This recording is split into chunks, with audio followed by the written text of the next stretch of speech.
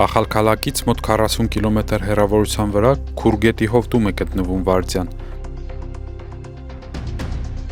Քարանձավային համալիրը ձգվում է քեռի ծախակողմյան ափով Էրուշեթի կոչվող Սարի տուֆային պատի երկայնքով։ 900 մետր երկարություն ունեցող պատի մեջ փորված են մոտ 600 սենյակներ։ Համալիրի ժայռափոր սենյակների խորությունը հասնում է մինչև 50 մետրի, իսկ բարձրությունը 60-ից ավել։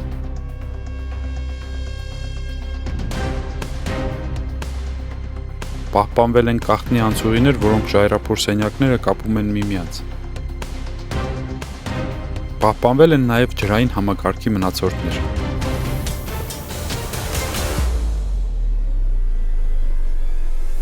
Վարդյա քարանձավային քաղաքի անունը, որը վրացերեն գրականության մեջ հաճախ ստուգաբանվում է խիստ պարզունակ տարբերակով, հայկական աղբյուրներում հայտնի է 4-րդ դարից։ Ի սկզբանե Վարդյան թագավորական վանք էր, այն ոցվել է 1185 թվականի օգոստոսի 15-ին, Մարիամ Աստվածածնի վերափոխման անունով։ Վրացական պատմական աղբյուրներն ավանդաբար Վարդյայի կառուցումը վերագրում են Գեորգի III-ին եւ նրա դուստր Թամար Թագուհուն։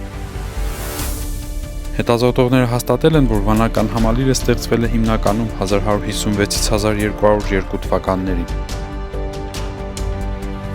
Գեորգի III թագավորի անունը կապված է ընդհանուր շինարարական ծրագրի գաղափարի եւ մշակման հետ։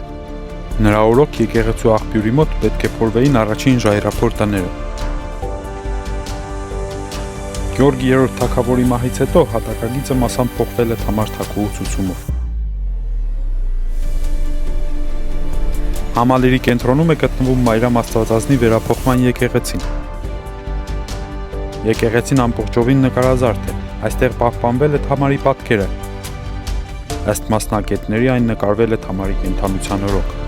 Տաճարի նկարազարդումից հետո փորվել են բնակելի տարածքներ, տարբեր նպատակների համար նախատեսված պահեստներ, թաքստոցներ եւ ոռոգման համակարգեր։ Նշված աշխատանքներն ավարտվել են մինչև 1202 թվականը։ Համալիրը նաև ծառայել է որպես պաշտպանական կառույց։ Քուրգետի հովիտը հարավարևմտյան կողմից փակել է պարսիկների եւ թուրքերի ներխուժումից։ Այստեղ արևելյան մասում կա թաքնված գետնանցում, որը տանում է դեպի գետը։ Այն ժամանակներում համալիրի սենյակները պատված էին ժայռով, եւ արտաքին աշխարհի հետ կապը հնարավոր էր միայն 3 ստորգետնյա անցումներով, որոնց միջով մարտական ջոկատները հանկարծակի հայտնվելով խուճապի էին մատնում թշնամուն։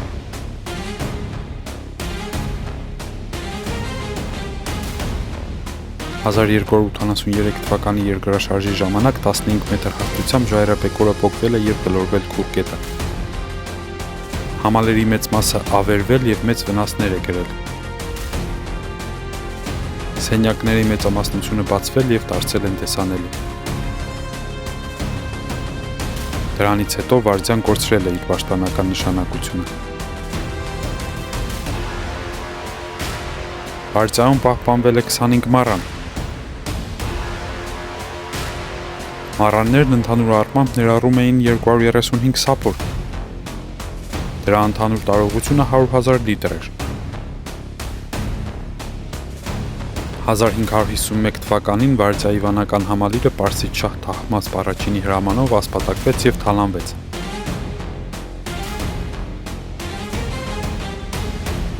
Պարսիկների կողմից գողացվել էին Վարդյայի Մարիամ Աստվածածնի նշանավոր հրաշագործ սրբապատկերը,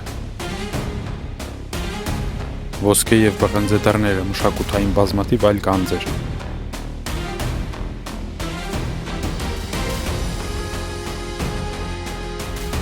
Պարսիկ պատմիչ Հասանբեկ Ռումուլուն, ով եղել է Արշավախմբի մասնակիցը եւ իր աչքերով է տեսել Վարդյան, զարմացած պատմում է նրա մեծության եւ հարստության մասին։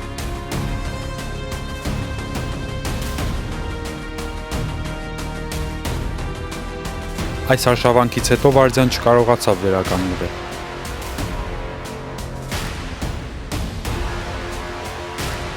«16-րդ դարի վերջին Վարդյան գրավել են թուրքերը, որոնք դաժան հաշվեհարդար են տեսել վանականների հետ եւ նրանց կենդանի այրել գլխավոր տաճարում։ 1828 թվականին այն գրավել են ռուսական զորքերը, որոշ ժամանակ անց ուղղափառ հույների կողմից վերականգնվել է վանական կյանքը համալիրում։ Այսօրվա դրությամբ Վարզյան բաժանված է երկու մասի, մեկ մասում գործում է վանք, իսկ մյուսում թանգարան։ Չմոռանաք բաժանորդագրվել ալիքին, հավանել այս տեսանյութը և մեկնաբանել։